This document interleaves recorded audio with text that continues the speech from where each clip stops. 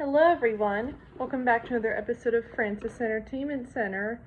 Today's first stories are Mermaid Man, Barnacle Boy 3, and Squirrel Jokes. Enjoy the video. Mermaid Man and Barnacle Boy are going on vacation, so they invite SpongeBob and Patrick to look after the Mermaid. The two hero hopefuls long to play with the various gadgets are left with the express command to not touch anything. While wandering around the Mermaid, SpongeBob and Patrick find Man Ray, with Mermaid's most fearsome nemesis, encapsulated in a frozen tartar sauce. SpongeBob longs to pepper the villain with questions, prompting Patrick to activate the unfreezing process. As the two argue over the ramifications, Man Ray awakens, only to find the majority of his body still frozen. SpongeBob informs him they cannot let him go due to his evil nature. Man Ray convinces them that he is good. They release him. He quickly attempts to attack them, but is stopped by the tickle belt he still wears, a device that, with the push of a button, tickles whoever is locked into it. Man Ray sobs crocodile tears over his situation, expressing a desire for someone to teach him how to be nice. SpongeBob and Patrick offer their services, and Man Ray accepts the intention of jumping ship once the belt is set off. Their first lesson is what to do if someone dropped their wallet. Patrick drops his wallet, and Man Ray tries to give it to him, but Patrick constantly denies it being his wallet. Man Ray's attempts to convince Patrick to take it result only in anger, and he nearly attacks Patrick for his idiocy, causing another use of the tickle belt.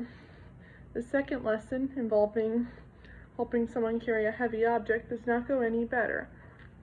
Man Ray tries helping Patrick with a heavy box, but Patrick continually drops it onto Man Ray's feet. Fed up, Man Ray angrily asks Patrick what's inside, which turns out to be more wallets. Man Ray takes rage out on Patrick, so SpongeBob tickles him yet again. This only drives Man Ray to slam Patrick harder for his stupidity. SpongeBob's third lesson is hijacked by an injured Patrick, who gives Man Ray a random question as an excuse to tickle him further and get revenge. SpongeBob tries to take back the button as they fight over it, accidentally break out. The belt's tickling increases exponentially, giving Man Ray no choice but to genuinely plead to be released. SpongeBob and Patrick happily do so, thinking Man Ray has now been rehabilitated. After catching his breath, however, Man Ray steals a Power Glove dispute, being told not to touch it, zaps the two, and runs away. Realizing that Man Ray is still evil, SpongeBob and Patrick don their Mermaid and Barnacle Boy costumes and use the invisible boatmobile to catch up with Man Ray. They crash into a streetlight pole and try using the Orb of Confusion against him, but wind up becoming confused themselves. Nothing left in his way, Man Ray attempts to rob a bank. To his bewilderment, he finds the feeling of being tickled has not left him despite the belt being removed, and, having legitimately lost the motivation to antagonize others, decides to instead to merely open a checking account. Man Ray turns off the Orb of Confusion, tells SpongeBob that the lessons have indeed changed him for better. He presents his helmet to them and leaves. SpongeBob is overjoyed that they saved the day like they're heroes, but Patrick remains in the days before, even with the orb turned off and SpongeBob trying to get him to snap out of it. The Krusty Krab has begun a nightly comedy show called The Comedy Crab, featuring some of Bikini Bottom's best comedians. SpongeBob's chance to take the stage arrives, but his planned job-centered routine, featuring weak jokes about mundane topics such as salt, tomatoes, and forks, does not go over well.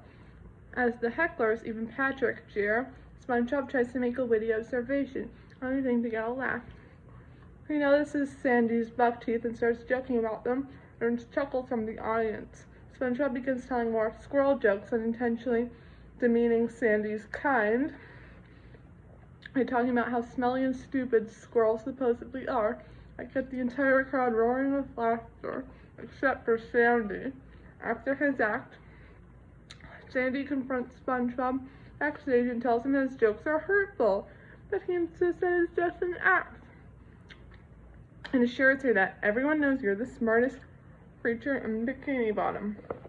The next day, it turns out that everyone has taken the jokes to heart and either avoids or ridicules Sandy. She talks with SpongeBob again at the next comedy crab performance, explaining to him that the jokes are affecting her public image, asking him to use other jokes instead. Hearing his original jokes will not cut the mustard. SpongeBob gives it a shot anyway, but no avail. The crowd wants squirrel jokes. SpongeBob quietly leaves the stage with an epiphany, fake buck teeth, and a stereotypical southern accent, resuming the squirrel jokes with aplomb. After the performance, SpongeBob buys a note from Sandy saying that she has finally realized how funny his jokes are and come to her tree to celebrate.